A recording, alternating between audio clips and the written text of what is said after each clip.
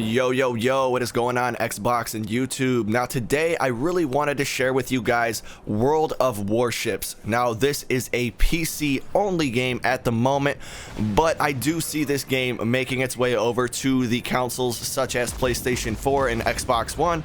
I really do not believe the PlayStation 3 or the Xbox 360 could really handle running this game at any quality or level that people would find acceptable. So unfortunately, I do not believe this game will ever come to the last gen consoles, but for current gen, this game seems like a real possibility.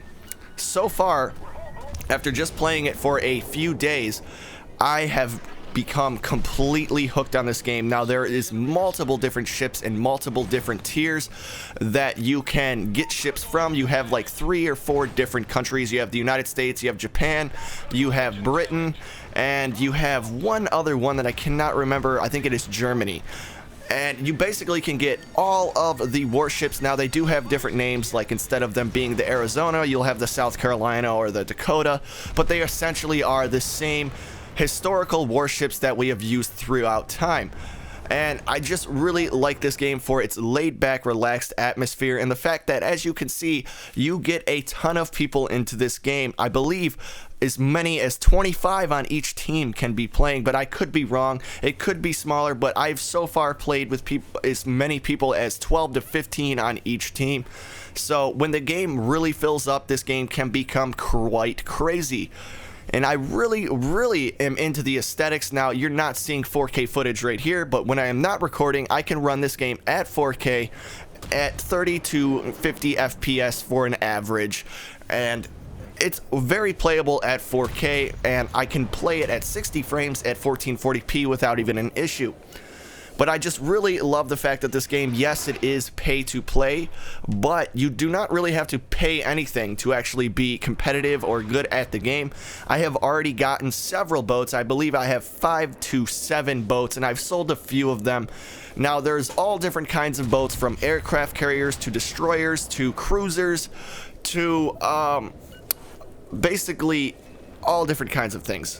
And the coolest thing I've seen within this game is the destroyers. The destroyers are able to shoot torpedoes out, so it just changes the game in so many different ways. The aircraft carriers obviously can spawn out airplanes. Now, I'm not really sure what the airplanes do in relation to the boats. I have not run into many people with an aircraft carrier yet, because the aircraft carriers, based on the way the tier system works, is one of the last boats or vessels that you will acquire within the game.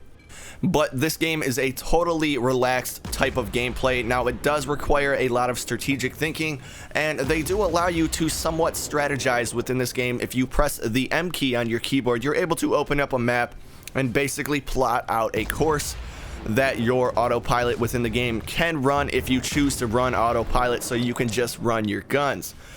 But you start off with the most basic ships in the game, with the lightest armor and the lightest as far as it goes for armament.